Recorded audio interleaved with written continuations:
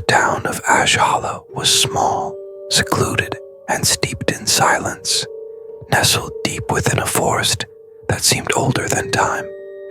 For years, it had been a place where nothing happened. No crime, no chaos, just the occasional whisper of old legends. But one cold November night, the peace shattered like glass. Martha Caldwell was alone in her creaking farmhouse at the edge of town, sipping tea by the flickering glow of her ancient fireplace. The wind howled outside, rattling the loose panes in the windows. She glanced at the clock, 11:57 p.m. She yawned, stretching as she prepared to turn in for the night. But as she stood, 3 sharp knocks came from the front door. Her heart skipped. No one visited her this late, especially not in Ash Hollow, where nightfall blanketed the world in oppressive quiet. Who on earth? She muttered, clutching her shawl as she shuffled to the door. Martha, a hoarse voice croaked from the other side. It was familiar but distant, like hearing an old recording. She froze, her fingers hovering over the lock. That voice. She knew it. "Tom," she whispered. Her husband had been dead for 12 years. The knocking came again, louder this time. "Martha, let me in." "No," she stammered, stepping back. Her heart pounded so loudly she thought it might drown out the wind. She wanted to scream, but her throat constricted. Instead, she rushed to the living room, grabbed the poker from the fireplace, and backed herself into a corner. The knocks turned into banging, and the voice grew harsher. "Martha, it's cold out here. Let me in." The room felt colder, as though the fire had been snuffed out, but the flames still burned. A shadow passed by the window, and she swore she saw his face, pale, hollow-cheeked, with eyes that glowed faintly like dying embers. "Leave me alone," she screamed, her voice cracking. And then it stopped.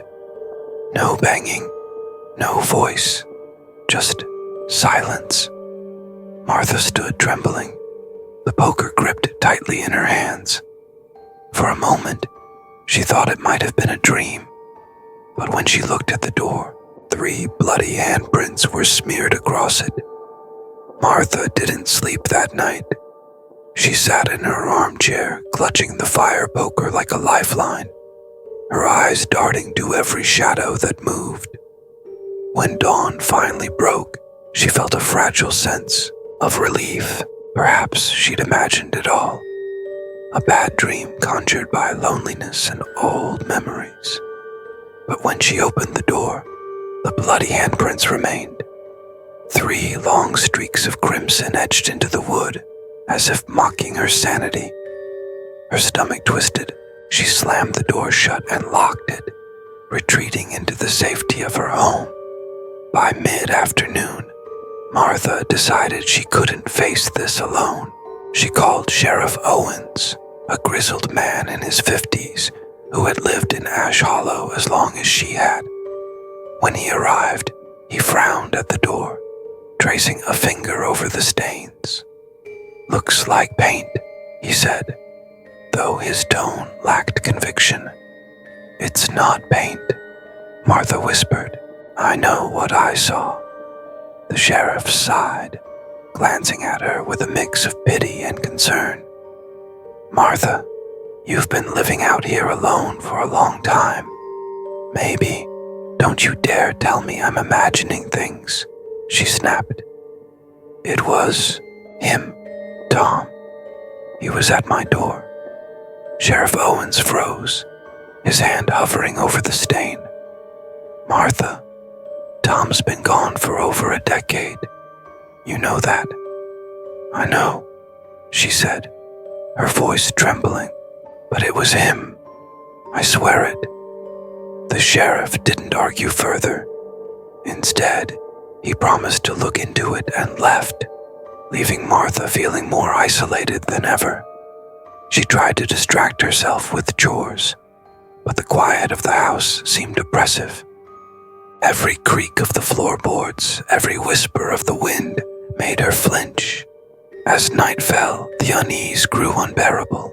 She lit every lamp in the house, hoping the light would chase away whatever haunted her. But at exactly 11:57 p.m., the knocking returned. This time, it wasn't just the front door. The sound came from the windows, the back door, even the walls. It was as if the house itself were alive, demanding her attention.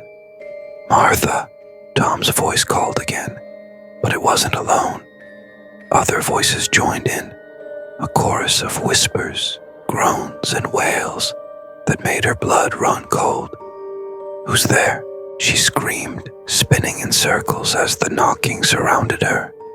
"We are," the voices replied in unison, their tone both chilling and sorrowful. "Let us in." The air grew heavy, and the room seemed to darken despite the lamps burning brightly. Shadows crept across the walls, forming shapes that twisted and writhed. Martha clutched her chest, struggling to breathe as an overwhelming sense of dread washed over her. Just as she thought she couldn't take it anymore, the knocking stopped. The voices vanished and the house fell silent once more. But the silence was worse. It was the kind of quiet that screamed. Martha collapsed into her chair, trembling. She didn't know how much more she could endure, but deep down, she understood one thing. This wasn't over. Whatever had come to her door wasn't finished with her yet. The following day, Martha knew she couldn't stay in the house any longer. She packed a bag with trembling hands and headed into town, determined to find answers, or at least escape the torment. The streets of Ash Hollow were unusually quiet, as if the town itself held its breath. She sought out Father Bellamy, the town's aging priest, whose church stood at the edge of the cemetery. He greeted her with kind but wary eyes, his demeanor always measured as if he carried the weight of the town's sins. "Father, something's wrong," Martha began, her voice cracking. "Tom came to my door, but he's dead. And it's not just him. Others, voices, they're knocking. They want in." Father Bellamy didn't laugh or dismiss her concerns. Instead, he nodded grimly and motioned for her to sit. "The dead are restless in Ash Hollow, Martha. You aren't the first to come to me with such a story." Her heart sank. "What do you mean?" He sighed, crossing himself before speaking. "This land, it's cursed, though many refuse to acknowledge it. Generations ago, the settlers here displaced something ancient, something that thrives on grief and longing. It calls to the dead, using them as vessels to torment the living." Martha felt a cold chill creep up her spine. "So, what do I do? How do I stop it?" Father Bellamy hesitated. "You must confront it. If you run, it will follow. It feeds on fear, Martha. You must stand your ground and face whatever it is that seeks you out." That night, back in her home, Martha felt more alone than ever. She prayed, clinging to the hope that her faith would shield her. Night descended on Ash Hollow with an unnatural stillness, the kind that made the air feel thick and unwelcoming. Martha sat in her living room, surrounded by a circle of lit candles, as Father Bellamy had instructed. Her trembling hands gripped the rosary tightly, each bead a fragile link to her faith. The priest's final words echoed in her mind. "They will test you, Martha. Do not let them inside, no matter what they say. At 11:57 p.m., the first knock came. It was sharp and deliberate, reverberating through the house like a pulse. Then another knock, this one louder. By the third, the sound was all-encompassing, as if the entire house were under siege. "Martha," Tom's voice called from the front door, soft and pleading. "It's cold out here. Please, let me in." She shut her eyes tightly, tears streaming down her cheeks. "You're not real," she whispered to herself. The knocking stopped abruptly, replaced by a different voice, one that froze her blood. It was her daughter Emily. "Mom, why won't you let me in?" "It's me, Emily." Martha's breath hitched. Her daughter had died at the age of 10, decades ago, in a tragic car accident. Hearing her voice again was like reopening an old wound. "No, you're not her," she said, her voice breaking. "Please, Mommy," Emily's voice pleaded, trembling with pain. "I've been lost for so long. Don't you want to see me again?" Her resolve faltered as she sobbed uncontrollably. "No, you're not my daughter. Leave me alone." The voice grew darker, more guttural. "You will let us in, Martha. You will open that door." The flames of the candles flickered wildly, casting distorted shadows across the walls.